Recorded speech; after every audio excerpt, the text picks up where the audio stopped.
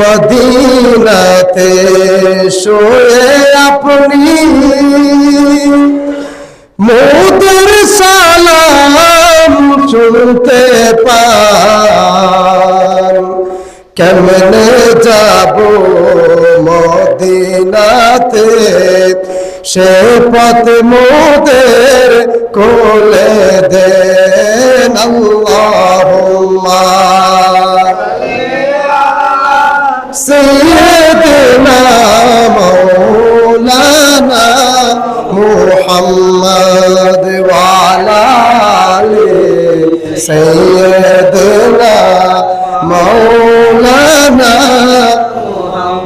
صلاة يا رسول الله عليكم سلام يا حبيب الله اے نام محمد صلی علی سبحان اللہ سبحان اللہ سبحان اللہ سبحان اللہ اے نام محمد صلی علی سبحان اللہ سبحان اللہ سبحان اللہ سبحان اللہ دے جس نے ہمارے دل کو سین سبحان اللہ سبحان اللہ শুধু সুবহানাল্লাহ বলেন না সুবহানাল্লাহ সুবহানাল্লাহ কুরআন উঠা কর দেখো জরা मालूम तुझे हो जाएगा है कौले मोहम्मद कौले खुदा सुबहान अल्लाह सुबहान अल्लाह सुबहान अल्लाह सुबहान अल्लाह सलातु या रसूल अल्लाह सलाम या हबीब अल्लाह अऊज़ु बिल्लाहि मिनश शैतानिर रजीम बिबरकत बिस्मिल्लाहिर रहमानिर रहीम لترون الجحيم ثم لترونها عين اليقين ثم لتسألن يومئذ عن النعيم صدق الله مولانا العظيم وصدق رسوله النبي الحبيب الكريم উপস্থিত 26শে জমাদিউল আউয়াল 29শে নভেম্বর 2024 আজ জমাদিউল আউয়ালের চতুর্থ জমায় উপস্থিত আমার শ্রদ্ধাভাজন মুসল্লিন ইকরাম, সমবয়সী বন্ধুরা এবং ছোট স্নেহের ভাইয়েরা, বিশেষ করে মাইকের মারফতে যারা আমার আওয়াজ শুনতে পাচ্ছেন, আমার সম্মানিত পর্দারসীন মা ও বোনেরা, আরেকবার আমার সালাম গ্রহণ করুন। আসসালামু আলাইকুম ওয়া রাহমাতুল্লাহ। মহান রব্বুল ইজ্জতের দরবারে অগণিত শুকরিয়া জ্ঞাপন করছি যে আল্লাহ সুবহানাহু ওয়া তাআলা আজকের এই পবিত্রতম জুমায় আমাদেরকে মসজিদে এসে তার কুদরতি কদম মোবারকে সিজদা দেওয়ার মতো সুযোগ দান করেছেন। সেই মহান মনিবের দরবারে আমরা সকলে অন্তরে অন্তঃস্থল থেকে কৃতজ্ঞতা জ্ঞাপনার্থে উচ্চ আওয়াজ একবার বলি আলহামদুলিল্লাহ, আরেকবার বলি আলহামদুলিল্লাহ। নতুন মসজিদে আল্লাহ ক্ষণস্থায়ী নতুন অস্থায়ী নতুন মসজিদে আল্লাহ তাআলা আমাদেরকে আজকে প্রথম জুমার নামাজ আদায় করার মতো সুযোগ দান করেছেন। সেই জন্য আরেকবার সকল অন্তরস্থল থেকে বলি আলহামদুলিল্লাহ। আল্লাহ সুবহানাহু ওয়া তাআলা যেন আমাদের পুরাতন মসজিদের যেই পরিকল্পনা নেওয়া হয়েছে, এই মসজিদের পরিকল্পনা মাফিক এই মসজিদের কাজ যেন শুরু থেকে সমাপ্ত করে আমাদের সবাইকে দেখার তৌফিক দান করে। আরেকবার বলেন আল্লাহুম্মা আমিন। সম্মানিত হাজিরিন, সাথে সাথে সৈয়দুল মুরসালিন রাহমাতাল লিল আলামিন, তাজদারে মদিনা, শফিউল মুজনবিন, খাতামুন নবিয়্যিন হুজুর কুল নূর সাল্লাল্লাহু আলাইহি ওয়াসাল্লামের দরবারে অগণিত সালাত ও সালাম পেশ করি। সম্মানিত হাজিরিন, আমরা বিগত 6 জুমা পর্যন্ত সূরা তাকাসুর নিয়ে বিভিন্ন কথাবার্তা আমরা বলেছিলাম। এই সূরার মাধ্যমে মহান আল্লাহ সুবহানাহু ওয়া তাআলা কি করে আমরা দুনিয়াদারি করার সাথে সাথে কবরের কাজও করতে পারি, দুনিয়াদারের সাথে সাথে মহান রবের সন্তুষ্টিও আমরা অর্জন করতে পারি, আল্লাহ তাআলা এই সূরার মাধ্যমে আমাদেরকে সেই শিক্ষাগুলো দিয়েছেন। আল্লাহ তাআলা শুরুতেই মানুষদেরকে সতর্কতামূলক কিছু কথা বলেছিলেন, যেমন আলহাকুমুত তাকাসুর। আল্লাহ তাআলা এই কথাগুলো আমাদেরকে বলেছেন, প্রাচুর্যের প্রতিযোগিতায় তোমরা আচ্ছাদিত হয়ে গিয়েছো, দুনিয়াবী কাজের মধ্যে তোমরা এই পরিমাণ ধাবিত হয়ে গিয়েছো। এরপর আল্লাহ তাআলা বলেছেন আলহাকুমুত তাকাসুর হাত্তা যুরতুমুল মাকাবির। ধাবিত হতে হতে মানুষ কবরস্থান পর্যন্ত পৌঁছে যায়, তারপরও মানুষের হোশ ফিরে আসে না, মানুষ শুধু দুনিয়া দুনিয়া করে করে আমরা পাগল হয়ে যাই। অথচ এই যে একটা মসজিদ আমাদের এখানে শুরু হচ্ছে, এই মসজিদটা যারা পরিকল্পনা নিয়েছে আসলে তারা পরিকল্পনা নেয়নি, আল্লাহ তাআলা তাদের মাথার মধ্যে পরিকল্পনাটা ঢুকিয়ে দিয়েছে। একটা কথা আছে হাদিস শরীফের মধ্যে এসেছে, ইন্নামাল আমালু বিল খাওয়াতিম, মানুষের শেষ আমলই হলো নির্ভরযোগ্য আমল। একটা মানুষ সারা জীবন ভালো কাজ করেছে, মৃত্যুর পূর্বে যদি তার ঈমানটা হারিয়ে ফেলে, তার সারা জীবনের ভালো কাজ আর কি আল্লাহর দরবারে গ্রহণযোগ্য হবে? হবে বলেন? হবে না। যেমন আযাজিল ফেরেশতার কথা আপনাদেরকে বলেছিলাম, দুনিয়াতে এমন কোন জায়গা নেই যেখানে তার সিজদা পড়ে না। প্রায় 70,000 কিংবা আরো প্লাস সময় তিনি আল্লাহ তাআলার ইবাদত বন্দেগীতে মশগুল ছিলেন। সাইয়্যিদুল মালায়েকা ছিলেন, সমস্ত ফেরেশতাদের সরদার ছিলেন, কিন্তু শেষটা তার খতরনাক হয়েছে, শেষটা খারাপ হয়েছে, যিনি শয়তানে পরিণত হয়ে গিয়েছে। সমস্ত ফেরেশতাদের সরদার যিনি, আজকে আমরা তাকে শয়তান বলি, কারণ আল্লাহ তাআলা তাকে বলেছেন আবা ওয়াস্তাকবার, অহংকার করেছো, কিবির করেছো, অবাধ্য হয়েছো, ওয়া কানা মিনাল কাফিরিন, তোমাকে আমি অস্বীকারীদের দলভুক্ত করে দিলাম। এই শয়তান কিয়ামত পর্যন্ত ভালো কাজ করলেও সে আর জান্নাতে যাওয়ার কোনো সুযোগ নাই। তার মানে আমি বলতে চাইছিলাম, এই যে আমরা একটা কাজ শুরু করেছি এই মসজিদের, এটা শুরু আমরা করি নাই, যারা করেছে এরাও করে নাই, এগুলো আল্লাহ তাআলা পরিকল্পনা মাথার মধ্যে ঢুকিয়ে দিয়েছেন। অর্থাৎ আল্লাহ তাআলার যদি ইচ্ছে হয় কাউকে জান্নাতে নিবে, তাহলে আল্লাহ তাআলা তার মাধ্যমে ভালো কাজগুলোই করাবে। বলুন না সুবহানাল্লাহ। এখনো যারা যারা মসজিদে টাকা দিয়ে দিয়েছেন অথবা দেন নাই কিন্তু পরিকল্পনা করেছেন আমি দিব, এতটুকু দিব, আপনি দিব বলেছেন, আল্লাহ তাআলা কিন্তু আপনার জন্য জান্নাতের মধ্যে একটা ঘর নির্মাণ অটোমেটিক্যালি করে রেখেছে। বলুন না সুবহানাল্লাহ। কথা কি আমার না? কথা আমার নয়। আর আল্লাহ তাআলার ওয়াদা কিন্তু সত্য, ইন্না ওয়াদাল্লাহিল হক, আল্লাহ তাআলার ওয়াদা সত্য। তো আল্লাহ তাআলা তো ওয়াদা করে রেখেছে, যারা দুনিয়াতে আমার একটা ঘর তৈরি করবে, আমি তাদের জন্য জান্নাতে একটা ঘর তৈরি করব। তো জান্নাতে আমার জন্য ঘর তৈরি করে আল্লাহকে আমাদেরকে জান্নাতের বাহিরে রাখবে? মত এই জন্য নিয়ত করে দেন না, দিয়ে দিব, পরিকল্পনা করে যতটুকু পারে, অথবা যেরকম প্রতিজ্ঞাবদ্ধ হয়েছে, অথবা যতটুকু আমি নিয়ত করেছি, কিন্তু আমার নাই, না থাকুক, আমি তো নিয়ত করেছি। আর সাথে সাথে আল্লাহকে বলবেন, আল্লাহ আমি কিন্তু তোমার জান্নাতের আশায় এই মসজিদ নির্মাণ করতেছে, সেখানে এত টাকা দিব বলে আমি নিয়ত করেছি, কিন্তু আমার নাই, তুমি জানো। আল্লাহ তুমি জানো আমার নাই, তুমি ব্যবস্থা করো আমার মাধ্যমে এই ভালো কাজে শরীক হওয়ার মতো তুমি সুযোগ দান করে দাও। অটোমেটিকলি দেখবেন আল্লাহ তাআলা আপনাকে আমাকে এই ভালো কাজের মধ্যে শরীক হওয়ার সেই যোগ্যতা অটোমেটিকলি আল্লাহ তাআলা ব্যবস্থা করে দিবে। জোরে বলুন সুবহানাল্লাহ। তবে নিয়ত করতে হবে। আমি যদি বলি আমার তো নাই, আমি আর কি দিব, তাহলে আমি অটোমেটিকলি হতাশ হয়ে গেলাম। আমি আল্লাহকে বলবো যে আল্লাহ আপনি ব্যবস্থা করে দেন, আপনি না রব, সব কিছু তো আপনার অধীনে। আপনি যদি আমাকে মুহূর্তের মধ্যে এখানে এই পরিমাণ দান করার সুযোগ দান করেন, আপনি আল্লাহর কি কমে যাবে? আল্লাহর সাথে কথা বলেন নিজে নিজে,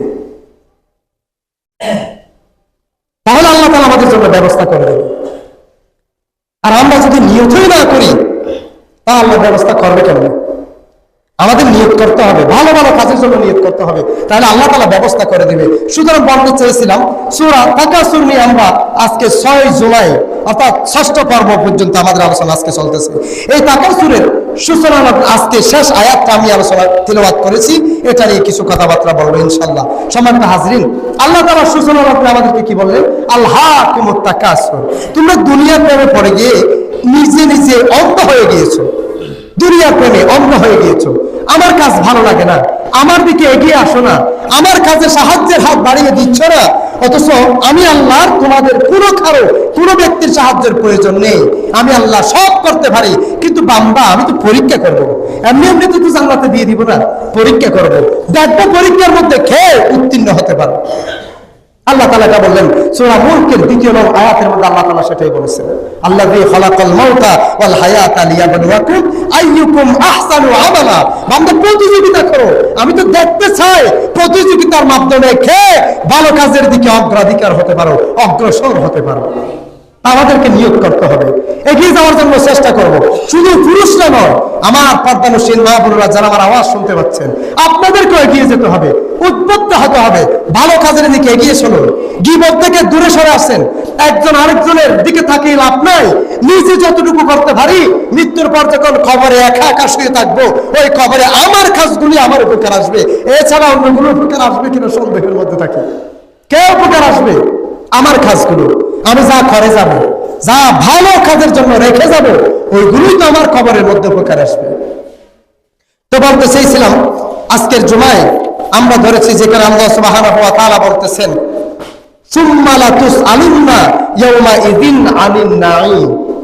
আল্লাহ পাক সূরা তাকাসুরের শেষ আয়াতের মধ্যে বললেন, অতঃপর অবশ্যই সেদিন তোমার সুখ এবং সম্পদ এগুলো সব কিছু সম্পর্কে জিজ্ঞাসা করা হবে। আল্লাহ পাক বলবে, বান্দা তোমাকে আমি 10 তলার মধ্যে রেখেছিলাম, তোমাকে আমি সুস্থ রেখেছিলাম, তোমাকে আমি কোনো রোগ দিই নাই, তোমাকে আমি পঙ্গু বানাই নাই, সুস্থ মস্তিষ্ক দিয়ে না তোমাকে আমি রেখেছিলাম, তোমাকে না সমাজের সর্দার বানিয়েছিলাম, তোমাকে না সম্মান দিয়েছিলাম, তোমাকে না সম্পদ দিয়েছিলাম, কোথায় ব্যয় করেছো? ওগুলো কোথায় রেখে এসেছো? হ্যাঁ, এটা মানে এমন নয় আল্লাহ আপনাকে সম্পদ দিয়েছে সবগুলো দান করে দেন, এরকম না। আল্লাহ আপনাকে সম্পদ দিয়েছে সবগুলো আপনি ব্যয় করে দেবেন, সবগুলো দিয়ে মসজিদ নির্মাণ করবেন না, সেরকম নয়। ওখান থেকে নির্দিষ্ট একটা অংশ আপনি ব্যয় করবেন, সবগুলো দিয়ে দেওয়ার কথা ইসলামে সেরকম বলেন। আপনার প্রয়োজনীয়তা আপনি অবশ্যই রাখবেন, এরপরে আল্লাহ তাআলা আপনাকে যেগুলো অতিরিক্ত দিয়েছে ওখান থেকে কিছু কিছু দান করেন। তবে আমাদের মানুষের একটা স্বভাব হলো, আমি এখনো পর্যন্ত আমার এই বয়সে কোনো মানুষকে দেখলাম না আল্লাহ তাআলা আমাকে যথেষ্ট দিয়েছে আমার আর লাগবে না, এই কথা বলতে আমি কাউকে দেখিনি। যাকে আল্লাহ তাআলা 1000 টাকার মালিক বানিয়েছে সে আরো 1000 টাকা খুঁজছে, যাকে আরো 1000 টাকা দিয়েছে 2000 টাকার মালিক সে 3000 টাকা খুঁজে, যাকে আল্লাহ 10,000 টাকার মালিক দিয়েছে সে 1 লক্ষ টাকা খুঁজে, যারা 1 লক্ষ টাকার মালিক বানিয়েছে সে 1 কোটি টাকা খুঁজে। কেউ কিন্তু বলে না আল্লাহ যথেষ্ট দিয়েছে আলহামদুলিল্লাহ শেষ আমার আর লাগবে না, এই কথা কিন্তু কেউ বলে না। আমরা আরো চাই, আরো চাই, আরো চাই, আরো চাই। এই জন্য আমার আল্লাহ তাআলা এখানে বলেছেন হাত্তা যুরতুমুল মাকাবির, কবর পর্যন্ত পৌঁছে যাবে, তারপরও কিন্তু চাওয়ার কোনো শেষ থাকবে না আমাদের।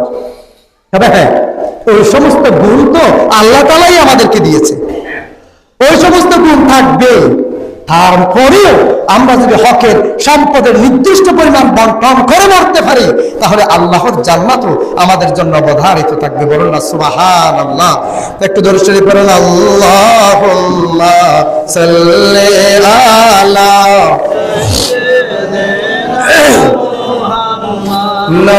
নবিয়ানা শফিয়ানা মাওলানা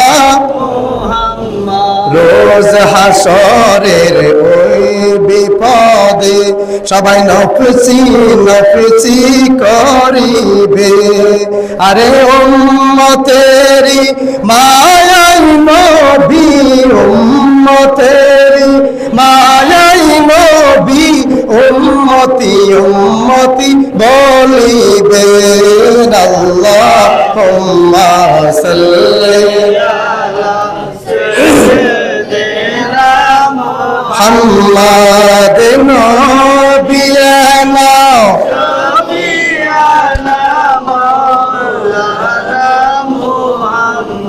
সম্মানিত হাজিরিন, আমি আজকের আয়াতের মধ্যে আমার আল্লাহ সুবহানাহু ওয়া তাআলা আমাদের জন্য একটা মেসেজ দিলেন, সুম্মা লাতুসআলুন্না ইয়াওমাইযিন আনিন নাঈম। জগতের বন্ধু, তোমাদের জন্য একটা মেসেজ শোনো। তোমাদেরকে যে আমি সম্পদ দিলাম, তোমাদেরকে যে আমি শান্তিতে রাখলাম, তোমাদেরকে যে আমি ধন সম্পদ দিলাম, সম্মান দিলাম, মর্যাদা দিলাম, অনেক কিছু তোমাদেরকে আমি আল্লাহ তাআলা দান করেছি। আর কিয়ামতের ময়দানে সব কিছুর পুঙ্খানুপুঙ্খানুভাবে হিসাব নেওয়া হবে। আর তোমরা যদি দুনিয়ার জমিনে নিজেদের হিসাব নিজেরা ভালো করে কষে নাও, তাহলে কিয়ামতের ময়দানে আমি আল্লাহর দরবারে আসামি কাঠগড়ায় দাঁড়াতে হবে না। আবার আল্লাহ তাআলা এই জন্য আমাদেরকে এই সংবাদটা দিলেন। সম্মানিত হাজিরিন, একটা জিনিস লক্ষ্য করেন তো দেখি, আজকে যে আমাদের এই মসজিদটা নতুন করে উদ্বোধন হবে, নতুন মসজিদটা শুরু হবে, ভাঙার কাজ শুরু হবে। ক্ষণস্থায়ী মসজিদের মধ্যে আসলাম, অনেক মানুষ অনেকগুলো প্রতিজ্ঞা করেছে, অনেকে বলেছে আমি এত দিব, কেউ কেউ বলেছে এত দিব, এক একজনের পরিকল্পনা এক এক ভাবে করে নিয়েছে। অথচ আপনি আমি হয়তো জানিও না, এই যে মসজিদ, এইগুলো হলো এক একটা রেলের বগির মতো। কিভাবে রেলের বগির মতো?